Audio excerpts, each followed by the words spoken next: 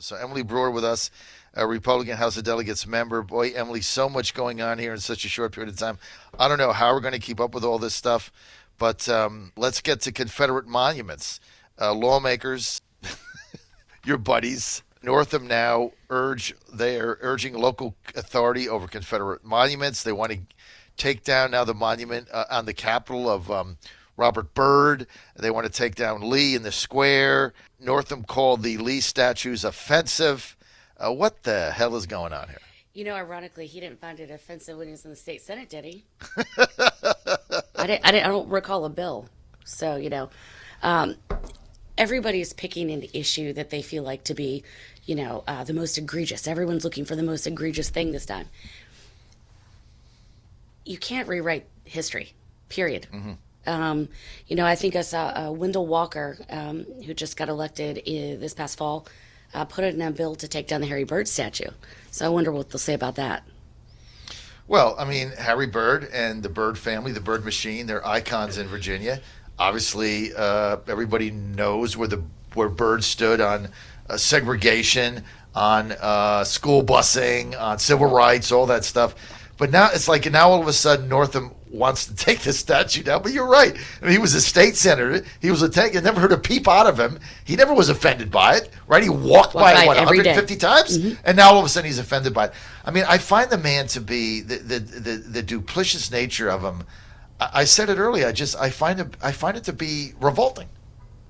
You know what's interesting, though? You got to know he's got 2 years left. He can't run again. We have a House and a Senate that still needs to conduct the business of the people. And so that's what we're here to do. This year, I think our big topic, obviously, is going to be guns. It's going to be the Second Amendment. And I think that, there's a couple other sideshows running around. But,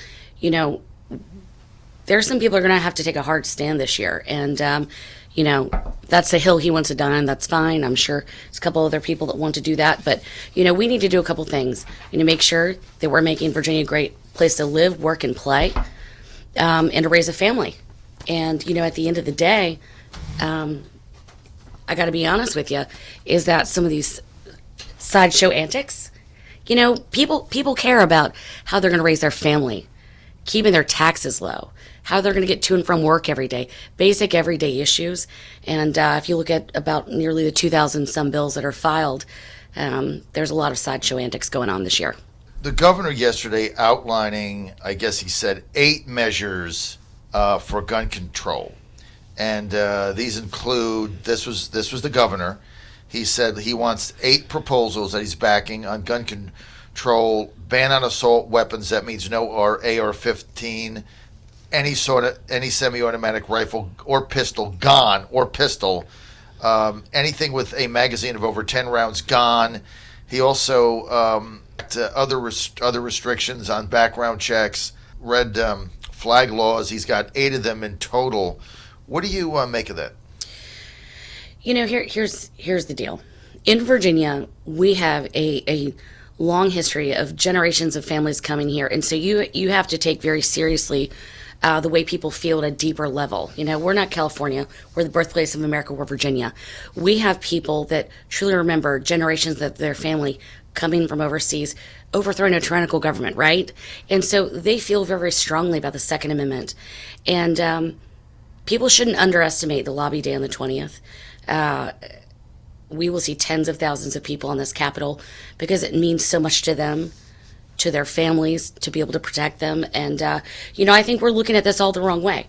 I put in a bill this year, actually, to make armed robbery a mandatory minimum because we've got it all wrong. We're here trying to, go against law-abiding citizens is what these policies are trying to do.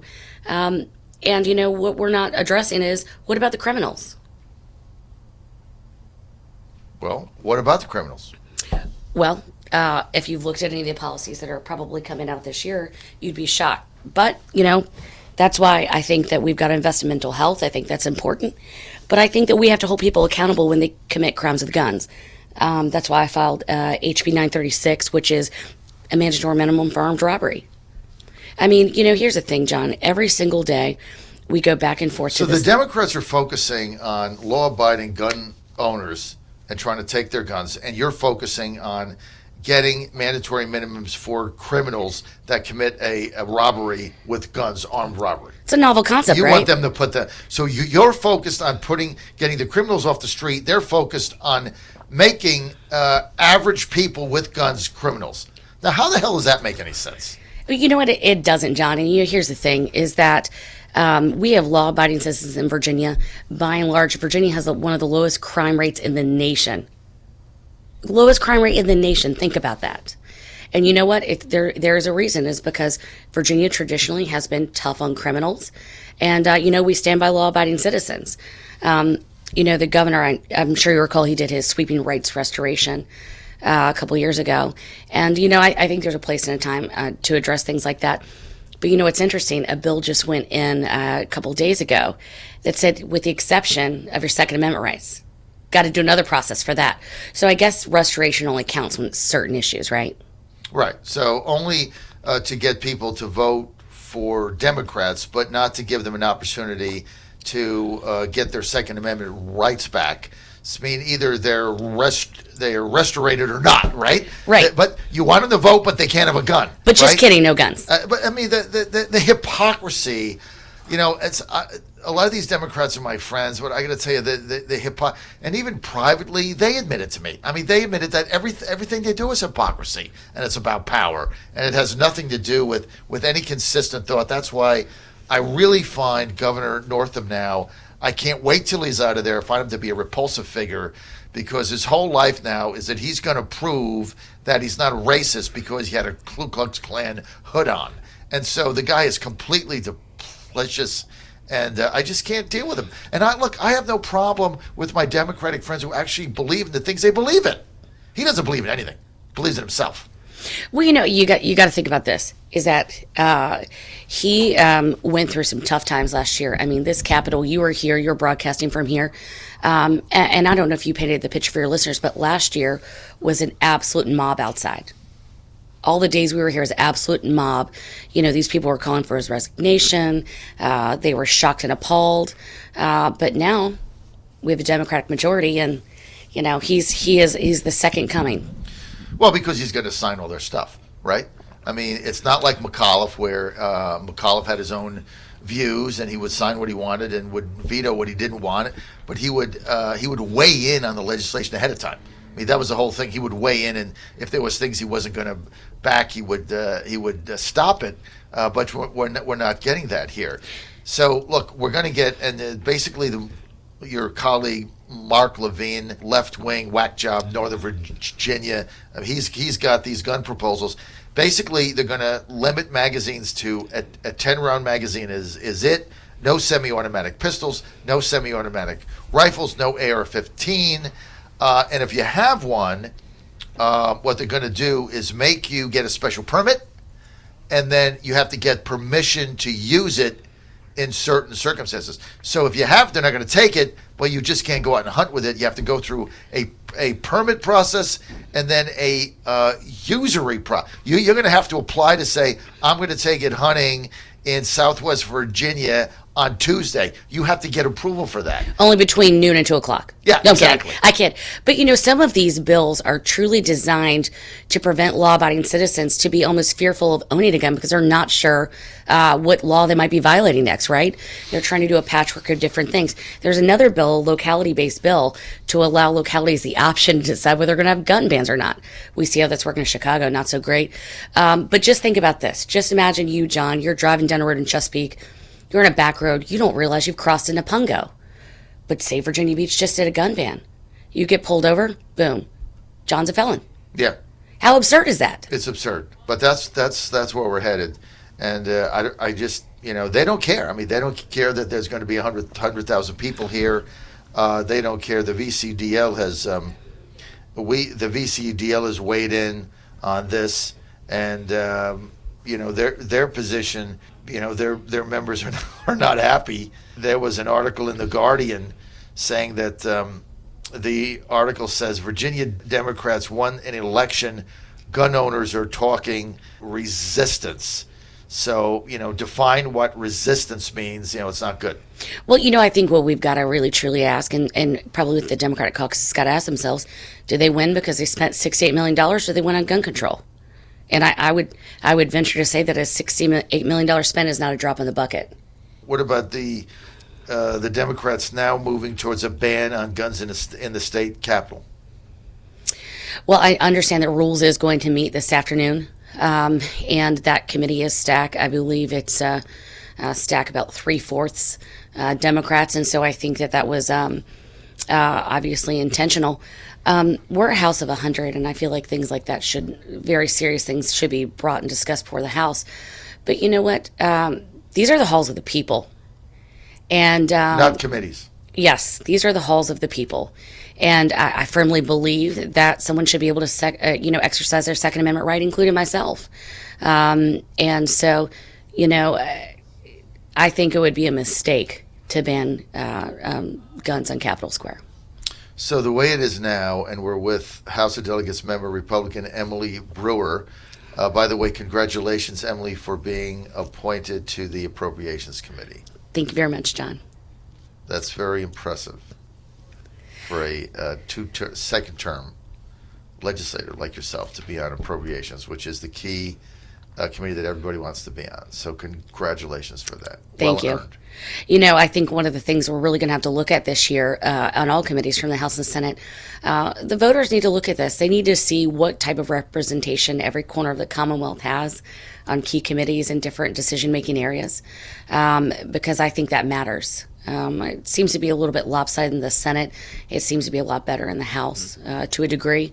But this is serious stuff. We have Northern Virginia, it seems like, taking over, about every corner of what we've got. So people need to start paying attention and make sure they're voicing their concerns on issues that matter to their own backyard.